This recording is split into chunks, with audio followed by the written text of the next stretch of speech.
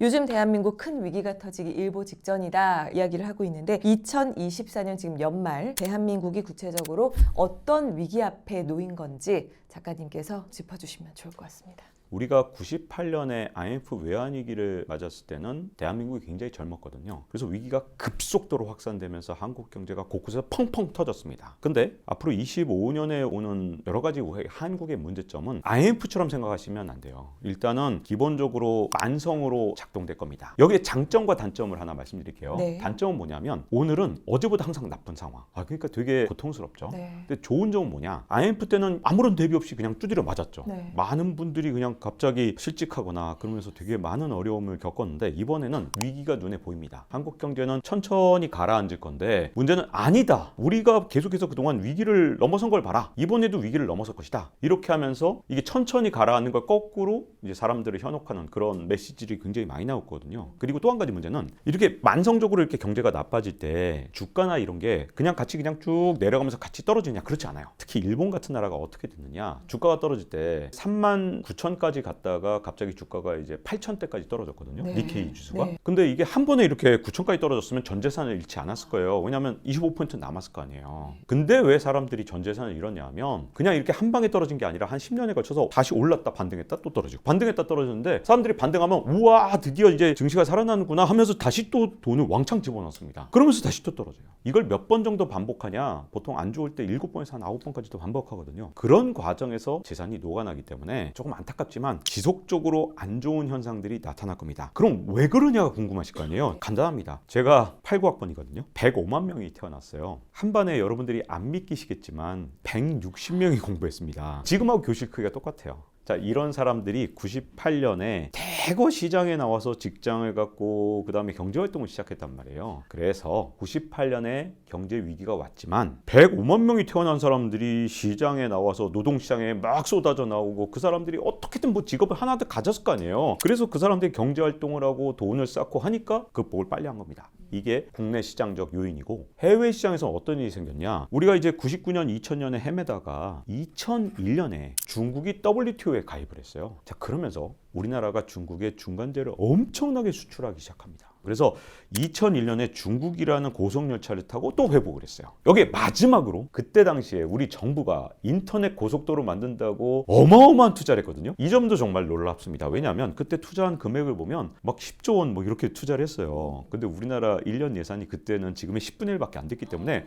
100조 원 투자했다고 보시면 돼요. 우리가 인터넷 버블이 일어나면서 그때 온갖 부패 사건이 일어나는 부작용이 있었지만 혁신과 혁명에 투자하다 보니까 우리가 2000년대 초반에 그렇게 빠르게 이렇게 위기를 넘어선 겁니다. 근데 이번에는 이 세 가지가 다 없어요. 우리 국내 시장에서 이 105만 명 태어난 사람들이 이제 은퇴를 앞두고 있거든요. 60세까지 정년을 채울 수 있는 기업들 굉장히 적습니다. 그러니까 이렇게 많이 태어난 사람들이 이제 은퇴를 하는데 지금 노동시장에 진입하고 이제 저축을 해야 되는 그런 세대들 20대 후반, 30대 초반 한 50만 명밖에 태어나지 않았거든요. 그러니 당장 자산시장에서 이게 문제를 만들거든요. 자, 우리는 이제 은퇴를 하게 되면 대부분의 사람들은 우리가 그동안 쌓아놨던 돈을 이제 써야 되잖아요. 자, 그러니 금융자산이 이제 줄어들기 시작하는 시대가 온 거예요. 자, 그 다음에 수출은 또 무슨 문제가 생겼냐? 이젠 중국이 경쟁자가 된 거예요. 자, 8개 주요 산업에서 중국의 시장 점유율이 우리보다 다 높아요. 특히 배터리 같은 경우는 중국의 시장 점유율이 우리나라보다 8배쯤 돼요. 많은 분들이 이걸 모르시는데 굉장히 큰 차이가 납니다. 그리고 반도체 우리가 잘 만든다고 생각하시죠? 우리나라보다 중국의 반도체 시장 점유율이 3배쯤 됩니다. 반도체 같은 경우는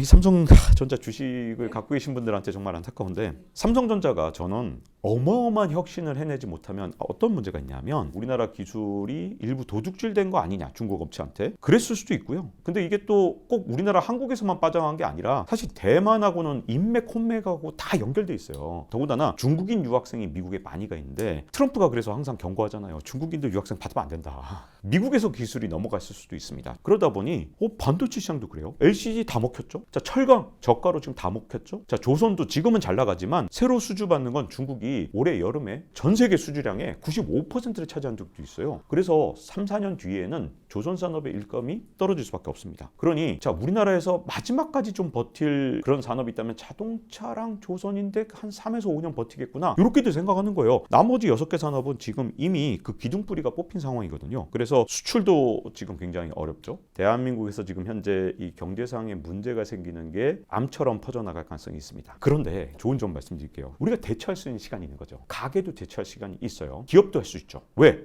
이게 천천히 퍼지니까. 그리고 정부도 대처할 수 있는 시간이 있을 겁니다. 근데 여기서 문제가 뭐냐면 정부가 이걸 자꾸만 숨기려고 하는 거예요. 차라리 그냥 시장에 드러나게 하고 여기에 대한 대처를 할 수 있는 시간을 만들면 되는데 지금 정부에서 이걸 자꾸 덮어요. 어떻게 하냐면, 자, 상처가 세게 났어요. 되게 심하게 나서 이게 상처 부위가 깊게 들어가는데 안에서 썩어 들어가는데 그거는 놔두고 밖에만 꼬매버린 다음에 여기다가 마데카솔 뭐 이런 거 있잖아요. 그런 것만 지금 막 발라서 두껍게 한 1cm 발라서 안 보이게 만드는 겁니다. 어떻게? 우리는 아직 국민연금에 돈이 많거든요. 왜 안 보여요? 많거든요. 그래서 억지로 지금 채권 시장의 금리 끌어내리고 주가 끌어올리고 그다음에 환율 시장에서 계속 개입해서 1,500원 넘지 않도록 지금 현재 버티고 있는데, 저 같은 환불을 드러내고 차라리 여기에서 새살이 돋게 만들 거예요. 그러면 제 팔은 회복될 겁니다. 이렇게 좋은 기회를 자꾸 시간 낭비를 하는 건 뭐냐? 우리 대한민국이 갖고 있는 마지막 여력을 눈가림하고 눈속이만 됐으면, 한국은 원래 지금 만성적인 문제라서 이 문제를 극복하고 회복할 만한 충분한 시간적 여유가 있는데, 이게 아닌 것처럼 속이다가 갑자기 터지게 되면 급성으로 터질 수가 있습니다. 그래서 정부가 지금 같은 대처를 한다면 이게 분명히 만성적인 문제인데도 급성적인 위기 상황도 만들 수 있기 때문에 지금 아직 기회가 있어요. 저는 대한민국이 갖고 있는 여력이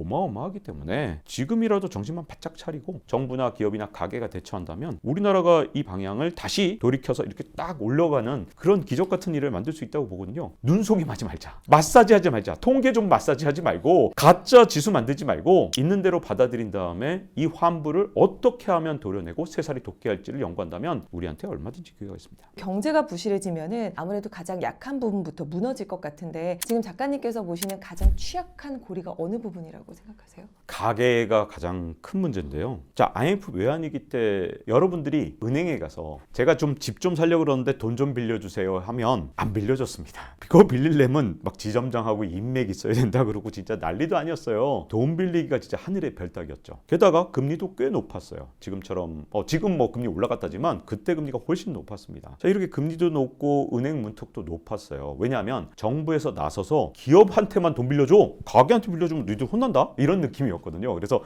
이걸 창구지도라고 하는데 금융당국에서 창구지도를 했습니다. 그래서 좋았던 점이 뭐냐? 가계가 빚이 없었던 거예요. IMF 외환위기를 또 빨리 극복했던 진짜 중요한 이유 중에 하나는 그때 기업들은 문제였지만 가계는 거의 아무런 문제가 없었습니다. 근데 이걸 극복하는 과정에서 1999년부터는 어떻게 했느냐? 수많은 은행들이 아니 선진화하자, 왜 기업 금융만 하느냐, 가계 금융을 늘려라, 그래서 소매 금융 늘리라고 정부에서 계도를 했습니다. 이게 과연 옳은 건지 잘 모르겠는데 하여튼 그때부터 대한민국이 줄기차게 가계부채가 늘어났고요. 수많은 대통령들이 일반적으로 빚내서 집 사라 한 경우가 되게 많았어요. 지금까지 역대 정권들 보면 빚내서 집 사지 않은 사람 바보 만드는 정책들이 계속됐거든요. 자, 그러다 보니까 이제 너무 많은 사람들이 빚을 진 겁니다. 근데 이제 이런 문제가 있어요. 대한민국의 가계부채가 지금 뭐 월드뱅크 기준이냐 아니면 뭐 IMF 기준이냐에 따라 뭐 다르긴 한데, 북유럽의 일부 국가를 제외하면 항상 세계 1등이에요. 근데 이게 왜 중요하냐? 북유럽의 국가들은 복지가 워낙 잘 돼 있어요. 은퇴한 다음에 막 한 달에 400만 원씩 연금이 나오는 나라에서 가계부채가 많은 거 당연하죠. 스웨덴이나 이런 나라 짝짝 빼버리잖아요. 그러면 대한민국이 1등입니다. 그래서 문제가 뭐가 생겼을 때 우리나라는 노후에 대해서 사실 대비가 안 된 나라잖아요. 노후에 대한 대비가 없는 나라에서 이 정도까지 가계부채가 많다, 심각하죠.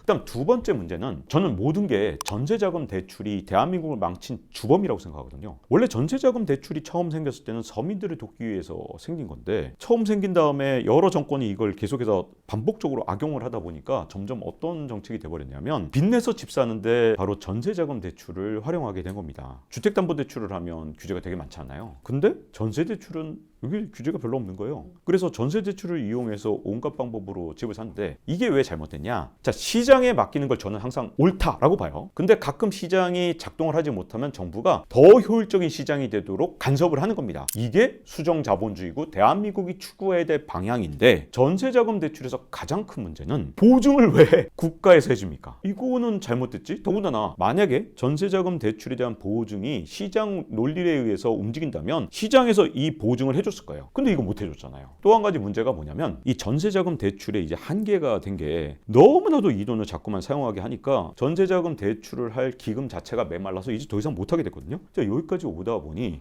이거는 전세자금 대출로 이젠 더 이상 시장을 지탱할 수도 없네? 라는 상황이 된 거예요. 그래서 저는 탄생하지 말았어야 될 대출이 바로 전세자금 대출의 특히 보증 부분이다. 물론 전세자금 대출도 시장에 그냥 맡겨서 그냥 은행들이 할 수 있도록 했으면 되는데 여기에 보증을 해서 과도하게 신용을 부여하니까 이게 지금 문제가 됐고 이 보증을 못 해주는 상황이 되니까 주택시장을 더 이상 떠받칠 수 있는 힘이 여기서 더 이상 안 되다 보니 전세자금 대출부터 문제가 될 가능성이 굉장히 커졌습니다. 또 누군가는 상황이 이렇게까지 안 좋아지는 이유가 이거 다 돈이 다 부동산에 묶여서 그렇다. 부동산 살리느라 이렇게 됐다라는 얘기들을 많이 하는데 이게 경제 위기와 정말 어떤 연관이 있는지를 팩트체크를 좀 해주시면 좋을 것 같아요. 직접적인 연관성은 없어요. 그렇다고 해서 금융위기가 오진 않거든요. 근데 문제는 대한민국 경제가 만성적으로 둔화되는데 원인이 되고 있다는 겁니다. 자, 우리나라 같은 경우에 정말 특이한 현상이 있는데 여러분들도 혹시 내 순자산의 부동산이 몇 %인지 한번 계산해 보십시오. 많은 분들이 가계 순자산의 무려 75%에서 79%, 120%인 분들도 많거든요. 그래서 평균이 80이 되는 거예요. 이게 진짜 문제 있는 거잖아요. 자, 그러면 이게 무슨 문제가 있냐? 부동산에 몰빵한 중국조차도 이게 70%밖에 안 돼요. 정확하게는 한 69% 정도 나옵니다. 근데 중국도 부동산으로 망해가고 있는 그런 상황이잖아요. 근데 우리는 중국보다도 이렇게 높은데 자, 그러면 일본이나 미국은 어떠냐? 40%대입니다. 유럽은 한 57% 정도 돼요. 부동산이 돈이 다 묶여있는 그런 가게들이 미국에 비해서는 상대적으로 많아요. 그게 유럽 경제가 나쁜 원인 중에 하나인데요. 집값이 오르면 어떤 현상이 제일 먼저 일어나냐 하면 합계 출산율이 줄어듭니다. 노벨 경제학상을 받은 군나르 미르달이라고 스웨덴의 경제학자인데 이분이 20세기 초에 어떤 책을 썼느냐? 야,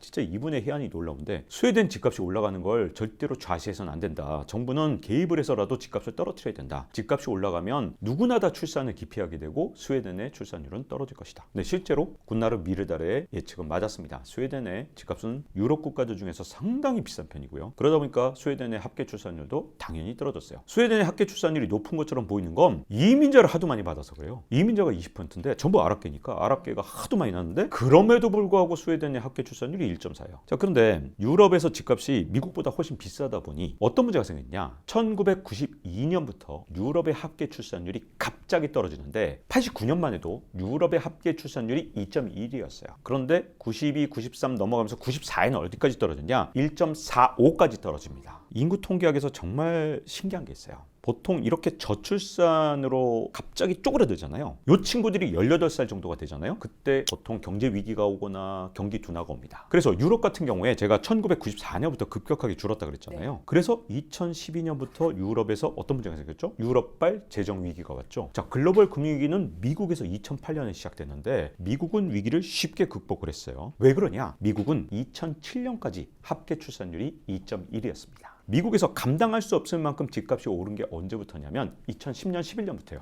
그때 양적 완화로 돈을 엄청나게 푸니까 집값이 계속 올랐거든요. 그래서 요즘에 미국의 합계 출산율이 1.6까지 떨어졌다면서 미국에서 위기 상황이다 이렇게 얘기를 해요. 우리 입장에서는 진짜 배부른 고민처럼 보이지만 미국이 훨씬 더 튼튼하고 훨씬 더 지금까지 경제가 좋은 이유는 미국에서 합계 출산율이 본격적으로 진짜 떨어진 건 2014년부터거든요.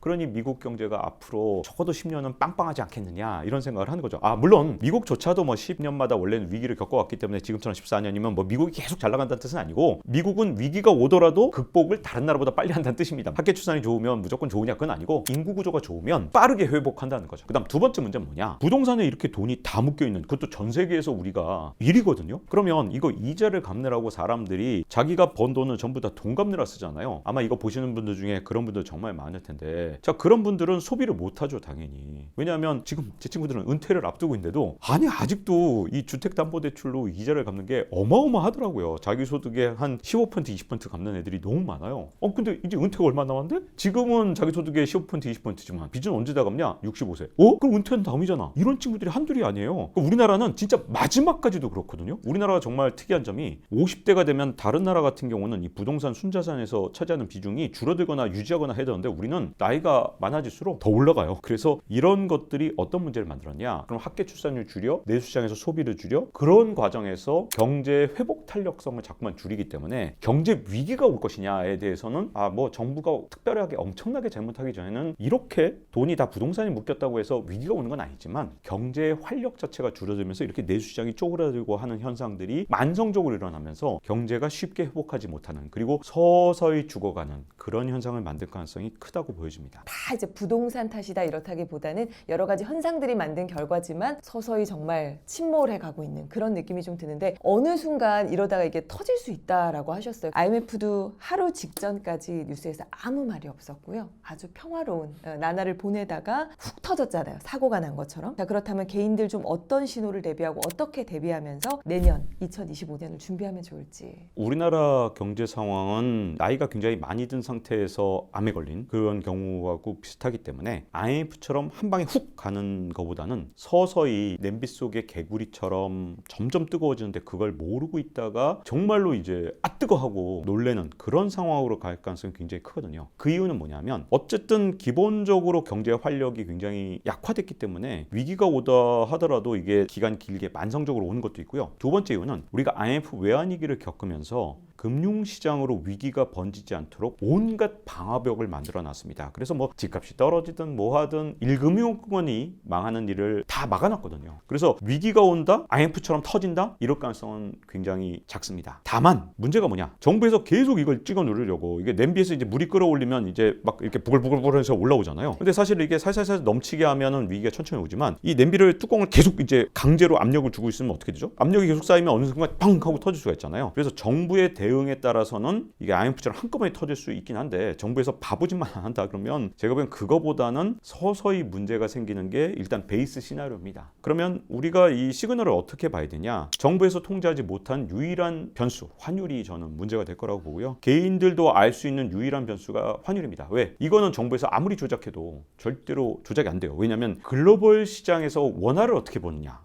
이거는 정부에서 돈 풀었다고 해결되는 문제가 아니거든요. 오히려 정부에서 돈을 너무 많이 푼다? 야, 원화 휴지 아니야? 라고 던지는 거거든요. 그래서 환율까지는 통제가 못하기 때문에, 자, 다른 변수들은 지금 정부에서 어쨌든 온갖 방법을 통해서 지금 숫자를 자기들이 원하는 숫자에 맞춰놓은 거예요. 그러니까 단기적으로 우리가 워낙 진짜 강력한 나라니까 그 나라의 마지막 여력을 통해서 다 이 숫자를 마사지한 상태에서 유일한 변수, 환율을 보시는 게 저는 맞다고 봅니다. 그 환율이 그러면은 어느 정도 수치에 도달하면 좀 위험하다고 봐야 될까요? 언제나 환율이라는 건 전고점을 다시 올라가는 게 진짜 위험한 거거든요. 글로벌 금융위기 때 1,600원대까지 갔었는데 그때만 해도 이제 우리나라는 잘 방어를 한 편이었고 그래도 세계적인 위기치고는 괜찮았어요. 그죠? 근데 이제 1,600원이 의미하는 건 뭐냐? 그래도 우리 경제가 그러면 글로벌 금융위기 때만큼 안 좋을 수 있다는 거네? 라는 거고요. IMF 외환위기 때는 2,000원 바로 직전에서 멈췄거든요. 한 1,900원 중반대였습니다. 그러니까 우리가 1,900원대 중반대를 간다. 그거는 우리가 서서히 이제 개구리가 익어가듯이 이제 그런 위기를 하더라도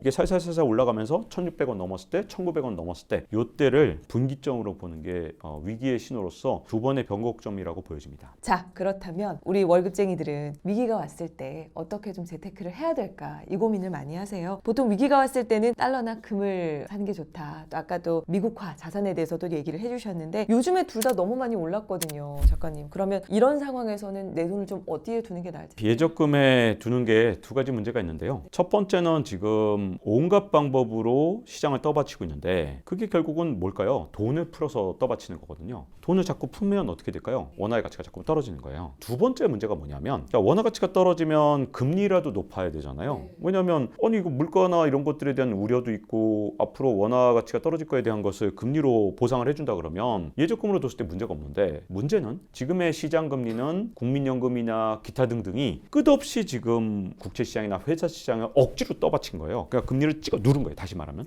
그러다 보니까 예적금으로 두면 아니 돈값을 제대로 쳐주질 않는 거죠. 분명히 이건 돈이 노간하고 있으니까 금리가 높아야 이걸 보상해 주는데 이걸 인위적으로 금리를 찍어 눌렀으니 예적금으로 두는 게 지금 현재로서 현명한 판단은 아닙니다. 이런 일 때문에 2019년, 20년, 21년, 뭐 22년까지도 계속 달러나 금을 사라고 말씀을 드렸던 거고, 달러는 저는 이제 어쩔 수 없이 제가 이제 규칙을 만들어 놓은 게 3년 평균보다 싸면 삽니다였고, 지금까지 제가 썼던 11권 책 중에서 3권 다 3년 평균 이하면 사세요. 그때는 1,120원이 평균이었어요. 그러니 야 이거 지금 와서 1,120원을 떠들면 무슨 소용이 있냐라고 하실 텐데, 말씀드리지만 지금은 이제 3년 평균 환율이 한 1,320원 정도 하니까 그거보다 낮아지면 이제 달러로 바꿔두고, 그 다음에 달러는 워낙 고수익 상품들이 정말 많거든요. 이거 단기 국채만 사도 지금 우리나라 어떤 은행에 넣어도 단기 국채보다 높은 금리를 주는 은행이 우리나라에 없어요. 근데 여러분, 우리나라 은행이 안전할까요? 아니면 미국의 단기 국채가 안전할까요? 단기 국채가 한 100배, 1000배 더 안전하지 않을까요? 그러니까 당연히 달러를 사면 뭐 미국 주식을 사는 분도 계시겠지만, 저처럼 이제 미국 단기 국채를 좋아하는 사람은 그런 ETF 같은 거 많이 사놓고 있고요. 자, 근데 달러 말고 그러면 또 어떻게 되느냐? 야, 많은 분들이 이제 와서 관심을 두고 있으니까 저도 참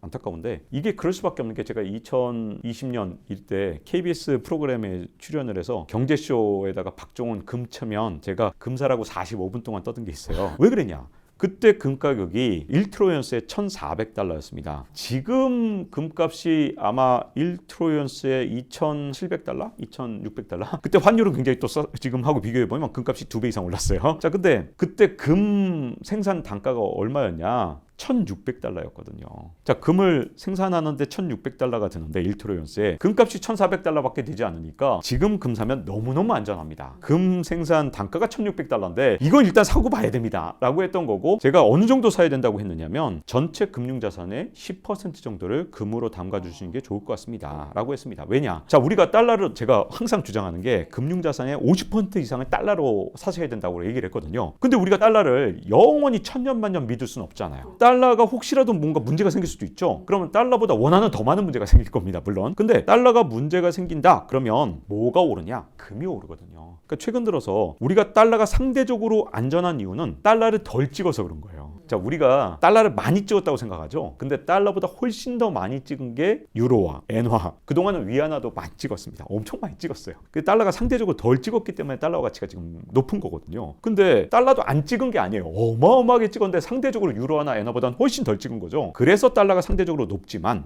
세상의 모든 중앙은행이 다 돈을 많이 찍었어요. 한국은행조차도. 그러다 보니 전체 종이돈에 대한 신뢰가 사라질 때 뭐가 오르느냐? 금값이 오르는 거죠. 금을 달러에 대한 어떤 보완제로서 제가 보기엔 일부를 갖고 있어야 되는데, 지금도 역시 금값이 상당히 비싸잖아요. 금을 어떻게 하면 좋으냐? 금값이 갑자기 확 떨어질 때가 있어요. 어떤 때 떨어질까요? 금값이 오르는 거 제일 싫어하는 게 누구냐? 미국입니다. 미국은 금과의 전투를 해왔다고 볼 수 있는데, 금값이 오르면 진짜 자기들이 쓸 수 있는 모든 수단을 통해서 금값을 떨어뜨리려고 별짓을 다 했거든요. 2020년에 양적 완화를 진짜 무제한으로 하니까 금값이 막 폭등을 한 적이 있었어요. 아, 물론 그때도 금값이 뭐 기껏해야 1,800달러밖에 되지 않았지만, 뭐 지금에 비하면 훨씬 쌉니다만, 금값이 막 1,800달러 이렇게 가니까 진짜 미국 정부가 얼마나 집요하냐. 선물 쪽에서 제도를 4번이나 바꿨습니다. 20년에 4번 바꿔서 금값을 찍어 눌렀어요. 물론 시카고 선물 거래소가 한 걸로 돼 있지만 미국 정부가 뒤에 있는 거죠. 자, 이렇게 미국 정부가 금과 전투를 할 때 금을 사는 것도 한 방법이고요. 아니면 적립식으로 사는 것도 한 방법입니다. 그래서 최종 목표를 저는 달러를 50% 이상, 그리고 금을 그걸 보완하기 위해서 한 10%, 그럼 원하는 40% 이내가 되는 게 포트폴리오의 목표였고요. 실제로 제가 그렇게 포트폴리오를 하고 있습니다. 구성을 아주 이런 위기의 순간에는 원하는 조금 비중을 좀 줄이더라도 달러나 금으로, 지금 사실 말씀해 주신 대로 금값이 너무 많이 올랐고 워낙 고환율이라 조금 들어가기가 부담스럽긴 하지만, 그래도 좀 추이를 보면서 그렇죠. 비중을 좀 확보해 놓는 쌀 게. 때 사는 게 쉽지 않다면 네. 제 생각에는 적립식도 한 방법인 것 같아요. 미래를 정말 지금 현재는 알 수가 없기 때문에, 이게 왜 환율이라는 게 1,460원 간 적이 없잖아, 이거 내려오겠지라고 생각하시는 분도 많고, 환율 그래프를 아마 이제 확인해 보시면 갑자기 맥박 뛰듯이 갑자기 2,000원 확 갔다가 다시 떨어지고 1,600원 갔다가 확 떨어지고, 이런 식으로 98년, 2006년에 맥박 뛰듯이 이렇게 뛰었거든요. 근데 제가 말씀드리다시피 이번엔 만성이에요. 그래서 환율을 잘 보세요. 이번에 확 뛴 게 아니죠. 네. 천천히 올라가죠. 그래서 그래서 사실 저도 이제 환율 방향성에 대해서 자신이 없습니다. 그래서 3년 평균으로 사는 게 과연 이제 더 유효한가? 그건 이제 제가 2022년 이후에 한국에서 자꾸 어떤 우리가 이제 금융정책을 쓰면서 자꾸만 부동산 시장 떠받치려고 처음에 23년부터 별짓 다 했고 그 다음에 주식시장 떠받치려고 지금 별짓 다 해서 지금 원화를 자꾸만 녹여내고 있는데 이런 상황에서 3년 평균을 기다릴 수 있겠는가에 대해서 저도 약간 의구심이 들거든요. 그래서 지금은 그렇다면 달러를 예를 들어 뭐 3년이든 5년이든 여러분들의 재정 상황에 맞게 달러를 적립식으로 사들고 가는 거 그리고 금도 한 5년 뭐 길게 뭐 금은 저는 뭐 10년 자산이라고 생각하니까 막 10년씩 적립식으로